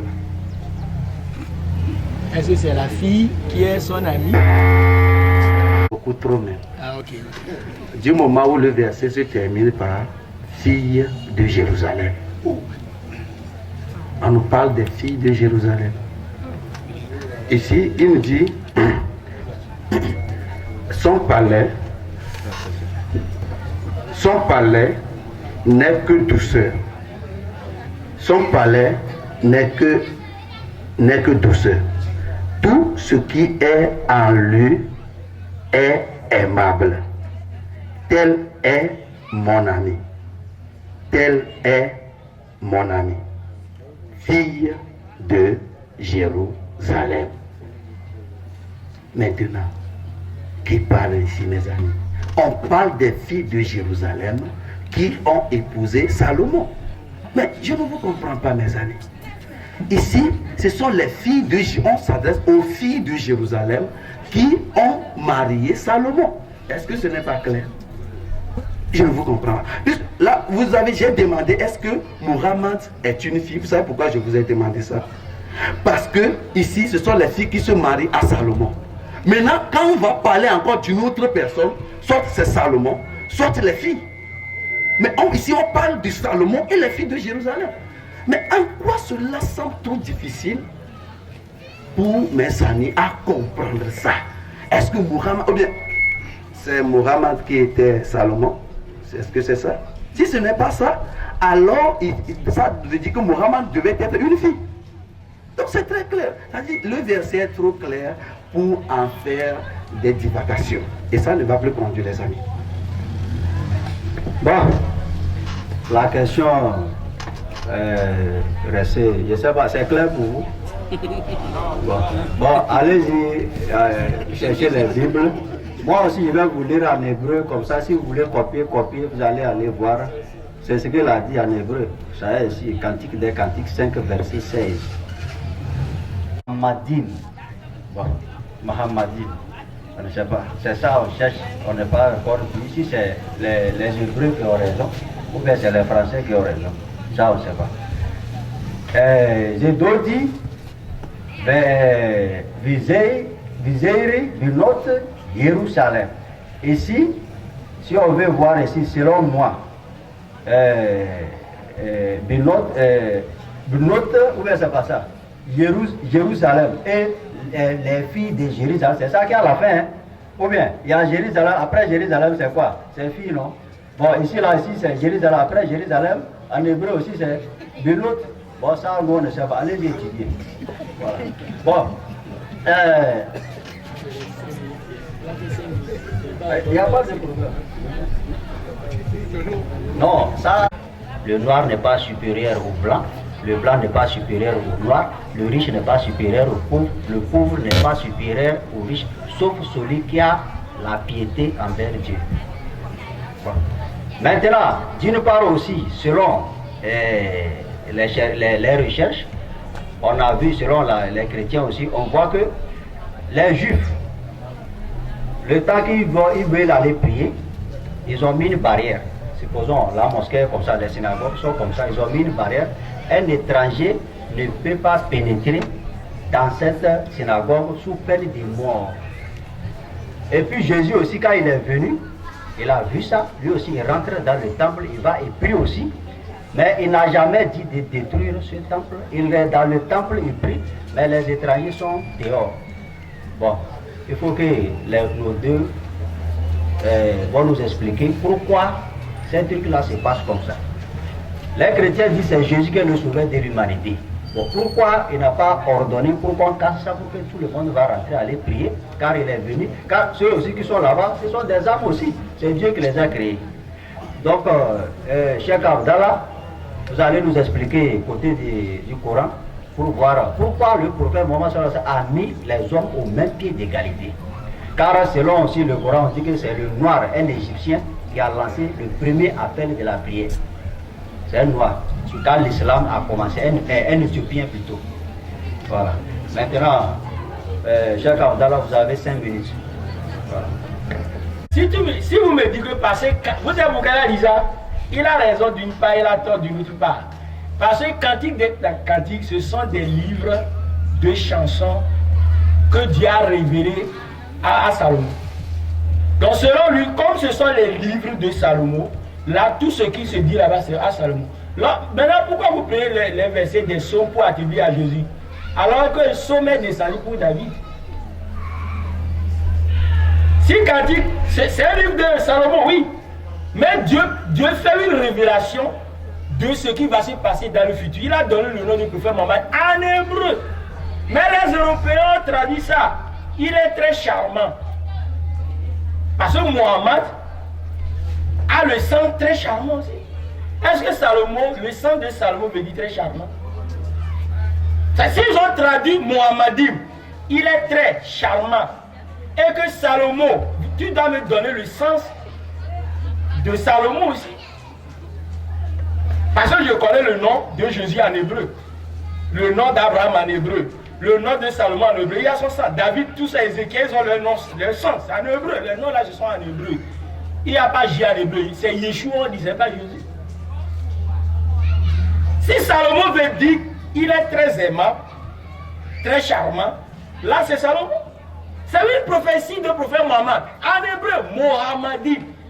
Mais en hébreu, est-ce qu'on appelle Salomon Mohammedim en hébreu? Mais ils ont traduit ça très charmant. Ça c'est. Mais elle a dit, monsieur, vous voulez ajouter un mot ici qui n'est pas dans le verset qu'il a donné. Il dit Jésus est venu pour sauver le monde entier. Là où il y a entier, là, ça ne se trouve pas dans la Bible.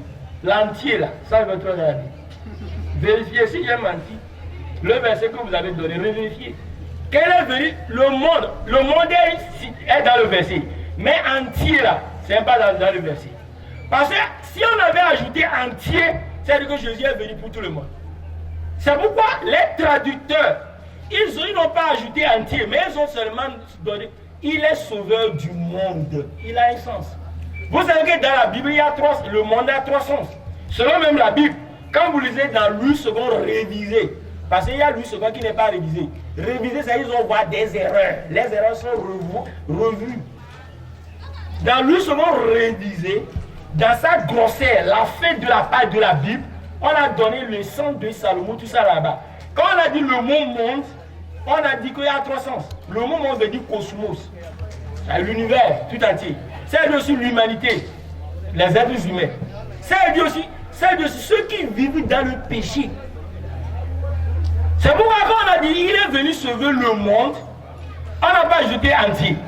Parce que dans Jean 15, verset 9 à 20, Jésus même a dit quelque chose là-bas. Jésus a dit, comme vous n'êtes pas du monde, le monde vous haït. Si vous, mes disciples, vous étiez du monde, le monde aimera ce qui est en lui. Bon, si les disciples ne sont pas du monde, ils sont où quand Jésus leur parlait? Ils sont au ciel. C'est-à-dire, comme vous n'êtes pas des pécheurs, le monde pécheur vous haït. Vous, mes disciples Jésus. Et ça c'est Jean 15. Maintenant, Jean 17, de verset 19 en bas, Jésus dit, je ne prie pas pour eux. Jean 17, verset 9 jusqu'en fin, Jésus dit, je ne prie pas pour le monde. Bon, maintenant il va dire, bon, oui, Jésus dit qu'il ne prie pas pour le monde. Mais c'est pour eux que je prie, ce que tu m'as donné. Si là où tu as vu le monde, ça veut dire tout le monde. Là, comment tu vas dire ici? Je m'arrête. L'heure est finie. Ouais, non. L'heure n'est pas finie. Bien sûr. Comme vous avez dit, je lui ai posé une question. Il faut vous poser la question. Donc, vous avez riposté à sa question. Donc, le temps que vous avez fait maintenant, c'est déjà riposté. C'est maintenant que vous allez faire les 5 minutes dont je vous ai ordonné. Et puis, toi, un étranger, ils ont fait les pierres comme ça. Ils traversent, ils rentrent dans ces pierres. C'est sous peine de on enlève ta tête. Maintenant, Jésus est venu. Les chrétiens disent qu'il est le sauveur de l'humanité. Mais il a vu, il n'a jamais dit qu'on a qu'à détruire ça. On veut la vérité. Hein? Il faut que vous allez nous éclaircir pourquoi ce truc-là s'est passé au sein des 2 prophètes-là. Nous, on veut savoir la vérité. Pour qui commence?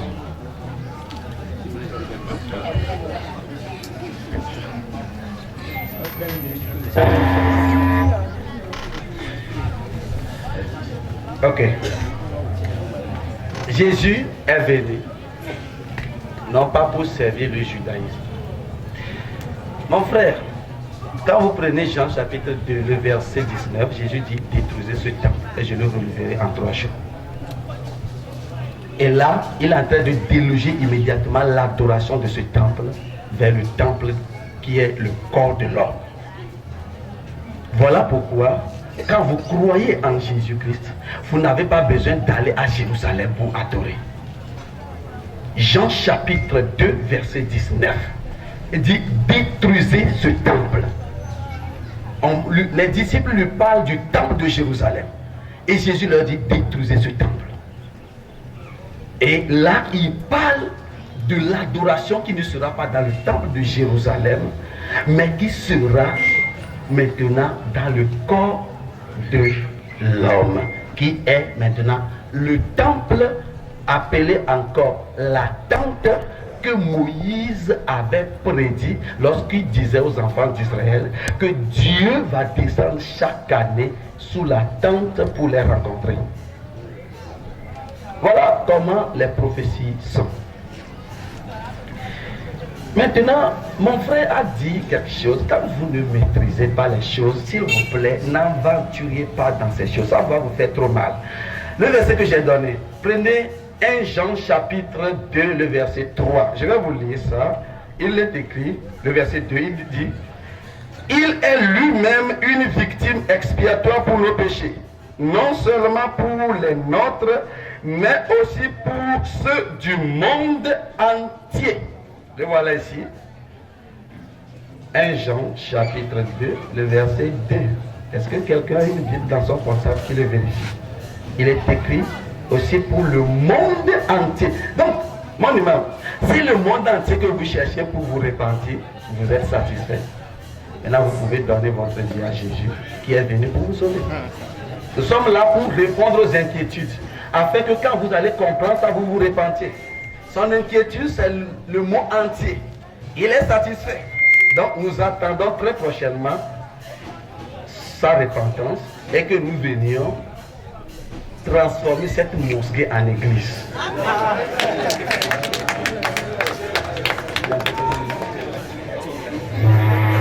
Donc, nous disons ici, c'est Jean qui le dit, le temple bien-aimé, le temple, c'est, quand vous étudiez un peu le judaïsme, quand on parle du temple ou le temple, ça dit la même chose. C'est pourquoi quand dans 1 Roi, chapitre 7 et 8, quand Salomon a fini de bâtir le temple, on a fait venir dans le temple la tente. Parce que ça dit la même chose. Et si aujourd'hui, cette tente, quand vous prenez 2 Corinthiens chapitre 5 verset 1 à 2, vous verrez que cette tente, c'est le corps de l'homme. Quand vous prenez l'épître de 1 Pierre, il dit que tant qu'il sera sous cette tente, il va rappeler aux gens comment marcher dans la vérité. Donc, quand on parle du temple, Jésus est venu. Jésus ne peut pas venir détruire, casser le temple, non. Mais son enseignement a été très clair. Et savez-vous qu'il a été arrêté parce qu'il a dit qu'il faut détruire le temple? Parce que les gens ne l'ont pas compris. Aujourd'hui, quand vous rentrez dans une église, vous n'êtes pas obligé d'aller à Jérusalem, ni de vous tourner vers Israël comme le Dieu d'Israël n'a pas ses yeux partout. Où vous devez vous diriger vers un endroit. Non! Je peux me tourner vers ici, je prie, le Seigneur va intervenir dans ma vie. Je me tourne vers ici, je prie, le Seigneur va intervenir dans ma vie. C'est ça même quand on dit que Dieu est omniprésent. Donc, mon frère, le temple, Jésus ne peut pas le détruire, mais son enseignement a fait partir les gens et les gens ont adoré maintenant en esprit et en vérité. Mais c'est que nous on sait, à nos jours, ce temple de Salomon est une mosquée qu'on appelle la mosquée d'Al-Qaza. On ne sait pas pourquoi ça s'est passé, mais il faut que dans nos prochains jours, on va voir si nos débatteurs vont nous expliquer. Car ce temple, le temple de Salomon là, est devenu maintenant une mosquée qu'on appelle la mosquée d'Al-Qaza. On ne sait pas ça, c'est un autre débat qu'on va faire un jour pour voir le pourquoi ce temple là est transformé en mosquée. Bon, chacun, sauf celui qui a la crainte de Dieu le plus.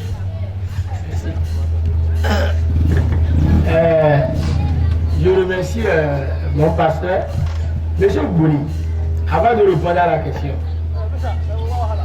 Quand j'ai dit qu'il n'y a pas le mot entier devant le mot monde, tu avais donné l'enseignement de Jésus. Ce que Jésus a dit avant de venir dans 1 Jean 2 verset 3. 1 Jean verset 3 que tu as donné, ce n'est pas la parole de Jésus, mais c'est la parole de Jean. Vous allez comprendre quelque chose. Vous allez voir que l'enseignement de Jésus est différent de ce que Jean lui a dit ici. Dieu n'a pas envoyé Jean, il a envoyé Jésus. Tu ne vas pas laisser imam, mais tu vas suivre le mieux dans la prière. Jésus est clair. Tu as donné Jean 3, verset 16. Ou bien, tu as donné Jean 3, verset 16 en disant que Dieu a tant aimé le monde, il a donné son fils unique, quiconque a lu le périmètre. Tu as donné Jean 3, verset 16. Tu n'as pas terminé le verset. Mais tu as lu, tu as donné Jean 3, verset 16 ici. Parce qu'ils savent que Jésus n'est pas venu pour les non-israélites. Et quand Jésus, en répondant, Jésus allait dire, pourquoi vous me demandez de renvoyer la femme? Jésus n'a pas dit ça. Jésus a accepté leur conseil. Il a dit à la femme, je n'ai été envoyé pour bénir la maison d'Israël. Jésus l'a dit, je ne suis pas venu pour toi. La femme continue. Jésus a dit, il n'est pas bon de prendre les pères des enfants et de les jeter au petit chien. Jésus dit que nous tous là, les Japonais, tous, nous sommes des chiens. Parce que dans la Bible, les non-israélites sont considérés comme des chiens, nous sommes sales. Jésus ne nous a pas placés avec les Israéliens au même pied d'égalité. Ils sont plus supérieurs que nous sommes des chiens, ils sont nos patrons. La femme a continué à persister et Jésus a dit à la femme, va, ta fille est guérie. Ici, les pasteurs disent oui, mais enfin, Jésus a guéri la fille. Oui, Jésus a guéri la fille, ça ne veut pas dire que la femme est sauvée vers le paradis. Si moi je suis médecin, on amène un malade, je dis moi je suis un médecin togolais pour opérer les Togolais au Niger. Si un Nigérien me persiste, pour qu'on ne me tasse pas d'un méchant, d'un musulman sadique, j'opère l'étranger, ça veut dire que je suis engagé pour les Togolais. Non.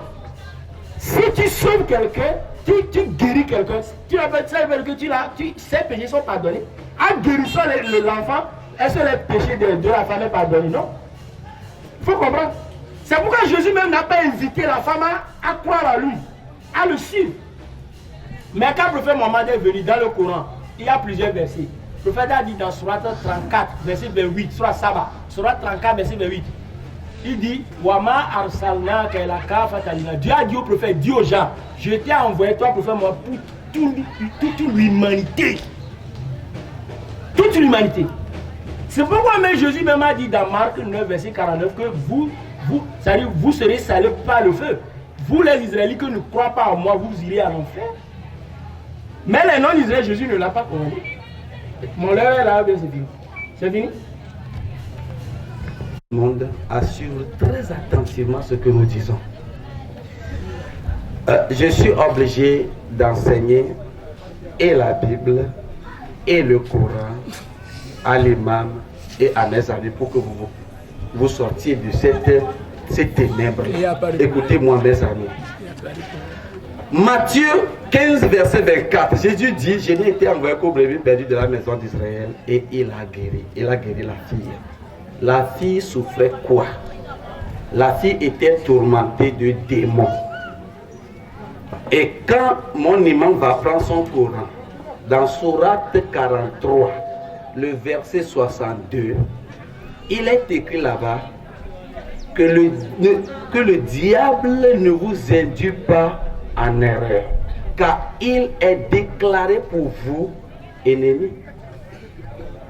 Mais le Coran dit que quand le diable est dans la vie de quelqu'un, la personne doit le considérer comme son ennemi. Le diable est dans la vie de cette fille et Jésus l'a chassé. Mes amis, si notre ennemi éternel, selon le Coran, qui est le diable, est chassé de la vie d'une femme, la femme est sauvée ou pas? Mais j'ai comme l'impression que les choses aussi simples à comprendre vous sont très difficiles. Mais écoutez, nous sommes là pour que les gens aient la vie éternelle. Donc si je comprends ce que votre Coran dit dans Sourate 43, verset 62, alors la femme, la fille là, elle est sauvée.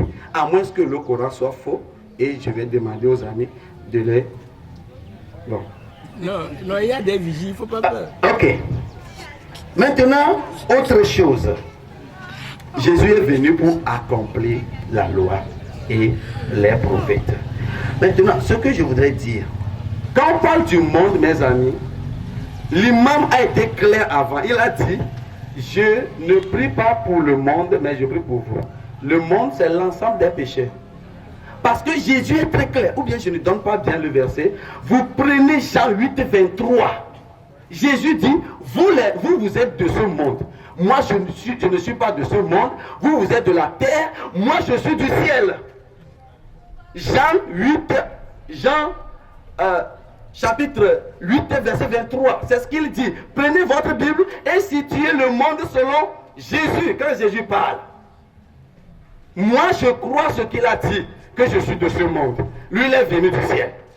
C'est ce qu'il m'a dit. Maintenant, écoutez, je vais vous expliquer pourquoi la scène de Jean 15, verset 24 s'est passée comme ça. Pour vous comprendre ça, je vais vous lire Romains.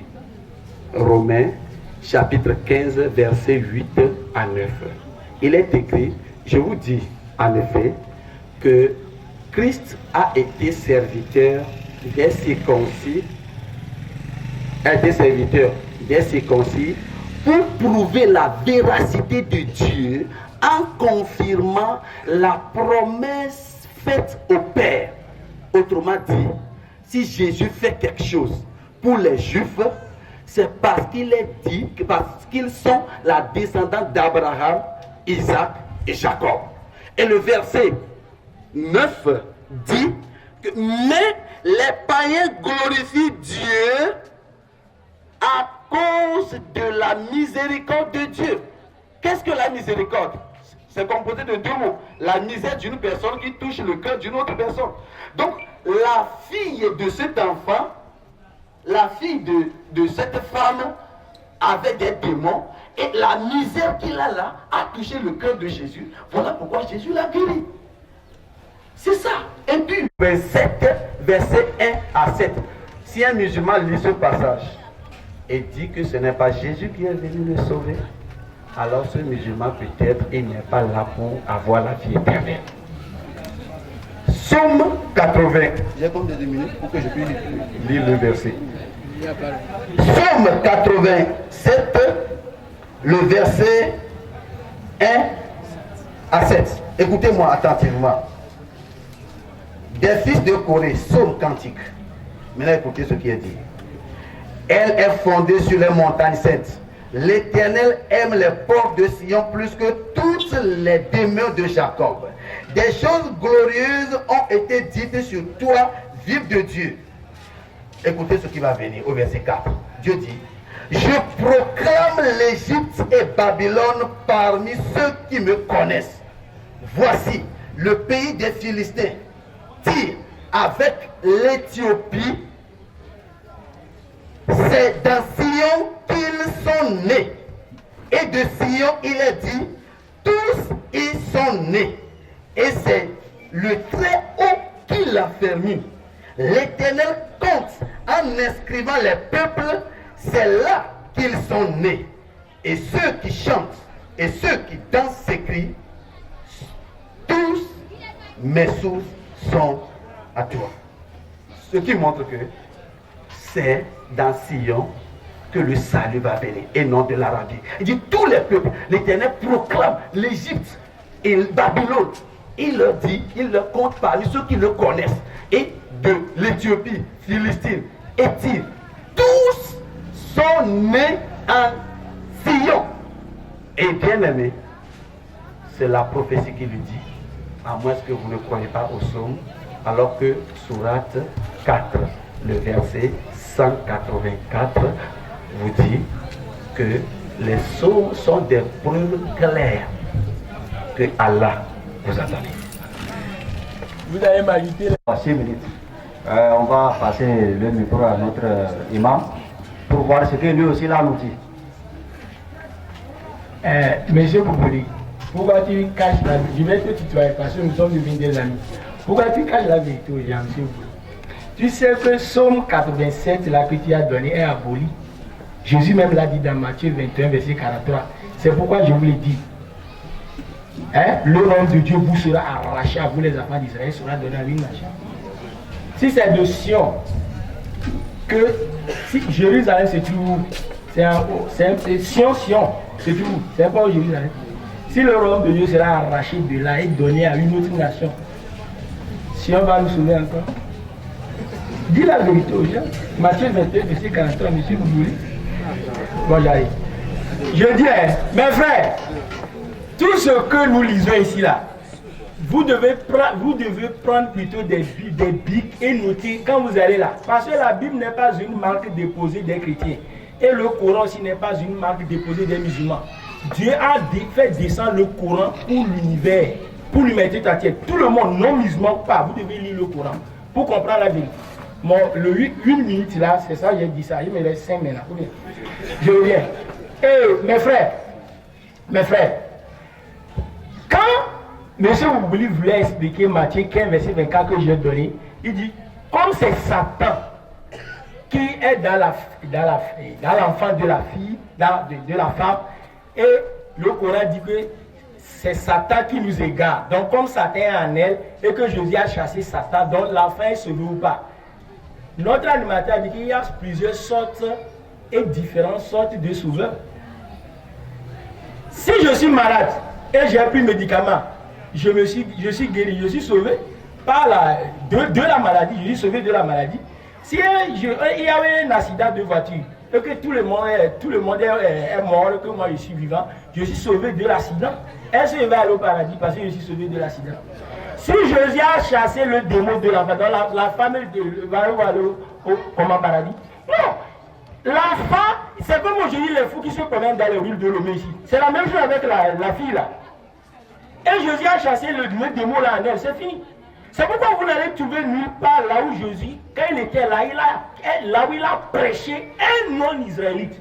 Là où Jésus était là dans son ministère, quand il était dans son ministère, Jésus n'a jamais invité un non-israélite à le suivre.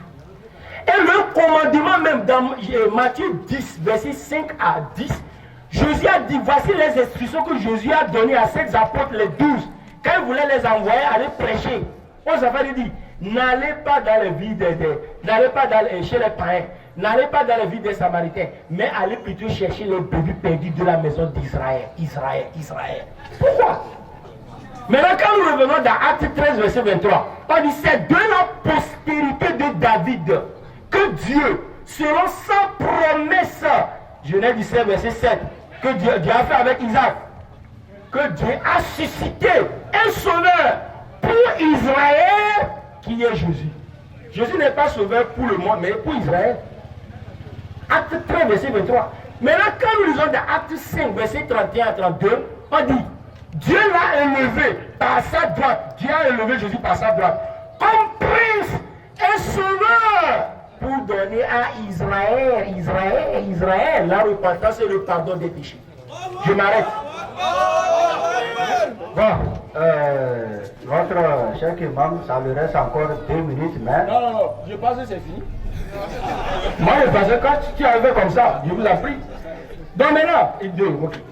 Mes frères, Jésus est venu pour les enfants d'Israël. Le Coran l'a dit, sur Acte 3, verset 49, en là. Jésus est venu pour les enfants d'Israël. Rasoula, il a banni Israël. Un point bas. Jésus même l'a dit qu'il est venu pour les enfants d'Israël. Je veux que le pasteur me prouve le contraire dans la Bible. Quand Jésus était là, est-ce qu'il a prêché un non-israélite? Si me montre le verset là, je le suis, je deviens chrétien. Oui. Et vous tous, vous me suivez. Mais s'il ne prouve pas ça, moi je ne veux pas les autres. C'est lui, ça me suit. Ça me suffit. Et l'église est cassée là-bas. Il me montre 100 versets dans la Bible où Jésus a appelé un non-israélien à suivre, à croire en lui dès son vivant. Je deviens musulman. Je deviens chrétien. Vous me suivez chrétien. Aujourd'hui, là, on va financer, on va reconstruire son église. Mais si ce n'est pas ça, lui seul je veux, il devient musulman pour que l'église là soit disparaisse le coin là-bas. Bon, là, il y a un bouteillage, hein. Ah ouais, oui, attendez, il y a des choses sérieuses ici. Donc cela veut dire quand on chasse les démons, ils vont au paradis. Mais du contraire ici, le chef Abdallah nous dit non, que c'est pas ça. On peut délivrer un fou, mais on ne l'accorde pas la vie éternelle. Bon, pasteur Boubouli, vous avez 5 minutes, il est 17h35. Vous avez 5 minutes. Ok, j'ai suivi l'intervention de mon frère Imam Abdallah. Le verset. Oui, je vais le donner tout de suite. Je vais le donner tout de suite. Et mon frère Imam Abdallah dit que quand on a chassé le démon dans une personne, il n'est pas sauvé. Moi, j'ai dit que ce qu'il a dit m'a tellement étonné. j'ai oublié un truc, un petit détail. Excusez-moi, si vous dites quelque chose, il faut qu'on vous dise aussi. Allez analyser. Ou bien c'est pas ça. Ou bien vous allez continuer. Non, 5 minutes. Il a 5 minutes. Ouais. Non, Si on fait l'appel à 45 sur mes tracés, On vous a... Pardon, passez. Je vous en prie, les responsables de la mosquée. On sait qu'on fait l'appel ici à 17h45. Et si on fait l'appel 17h50, c'est bon, parce que vous savez, au temps du prophète, le prophète a prêché de 18h jusqu'à l'heure de 19h rentrée. Et Abraham là-bas, ça a fait de même. Les gens l'accusaient, disent, bon, pourquoi tu fais ça? Il est là, il dit, celui qui est plus meilleur que moi et vous, il a fait ça. Donc, ce qu'on dit, c'est pour sauver les âmes, surtout les chrétiens. C'est très important. Ok.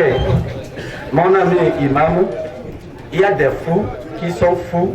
Ce n'est pas parce qu'il y a des démons en eux, c'est parce qu'ils ont du traumatisme. Mais ceux qui ont les démons, lorsqu'on les sauve, on chasse les démons, ils sont sauvés. Si en islam, on peut chasser les démons dans quelqu'un, mais ils ne soient pas sauvés, je peux comprendre beaucoup de choses.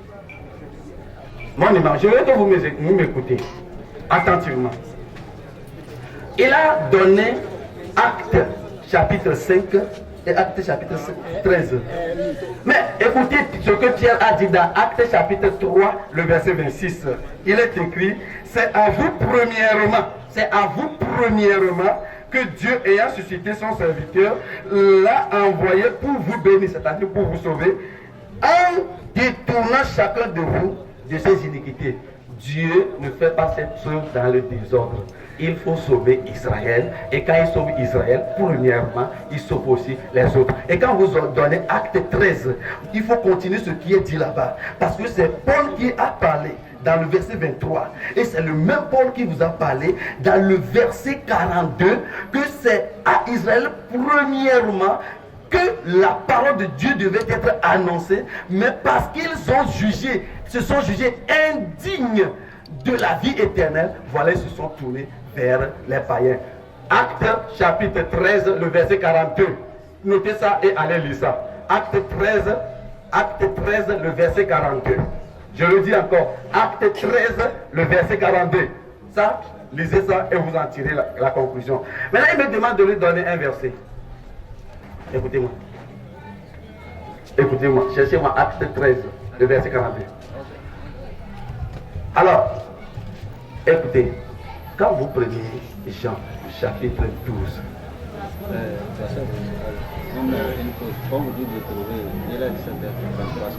vous dites de trouver Acte 13, verset 42. Bon, au moins il faut que si peut-être, ou bien vous n'avez pas besoin. Parce que je veux devenir chrétien, donc on doit lire. On dit, lorsqu'ils sortirent de la synagogue des Juifs, les gens des nations le prièrent de parler le sabbat, bon, suivant sur les mêmes choses. Voilà. Ou bien c'est pas le verset. Acte 13, verset 42. C'est ce que vous avez. Ou bien c'est pas ça, il a dit. Ah, donc c'est après faire erreur du verset, c'est pourquoi on vous dit. excusez-moi, c'est Acte 13, 46. Okay. Acte 13, 46. Lis. 46. Paul et Barnabas. Acte 13, le verset 46, il est écrit, Paul et Barnabas leur dit avec assurance, c'est à vous premièrement que la parole de Dieu devait être annoncée. C'est à vous premièrement que la parole de Dieu devait être annoncée. Mais, puisque vous la repoussez et que vous vous jugez vous-même indignes de la vie éternelle, voici, nous nous tournons vers les païens. Comme Pierre aussi l'a dit aux Juifs dans Acte 3, verset 26. Que c'est à vous premièrement que la parole de Dieu devait être annoncée. Donc, c'est aux enfants d'Israël premièrement. Il faut bien noter ça. Maintenant, quand je parle de Jean chapitre 12, le verset 20 à 24, on dit que des Grecs, écoutez-moi, je vais vous enseigner quelque chose. On dit, des Grecs sont venus monter à Jérusalem pour adorer. Acte 12, Jean 12, le verset 20 à 24. Maintenant, Qui sont ces Grecs, mes amis? Quand vous prenez la version grecque du Nouveau Testament, puisque c'est la version originelle, il y a ce qu'on appelle les Hellènes. Hellènes est un mot tiré du mot Hellas. Hellas, c'est le pays Grèce. Maintenant, Hélène, c'est celui qui est né grec. Celui qui est né dans la Grèce. Voilà. Donc, quand vous prenez, ce sont les Hellènes qui sont venus à Jésus. Parce que quand vous ne faites pas attention, vous allez avoir de la confusion. Quand vous prenez par exemple Acte 6, verset 1, on a parlé là-bas de hellénistas en grec, qui en français veut dire les hellénistes. Et le mot helléniste, quand vous prenez le grec, vous allez trouver ça que dans 3 versets de la Bible. Les hellénistes, ça se trouve dans Acte chapitre 6, verset 1, Acte chapitre 9, verset 29, Acte chapitre 11, verset 20. C'est là où on a utilisé, traduit le français grec, qu'on a parlé de les hellénistes. Mais pour le reste, par exemple, Acte 12, verset 20 à 24, il s'agit de Hélène. Vous pouvez prendre la version grecque. Mon frère, je crois qu'il fait l'étude de grec, il va vous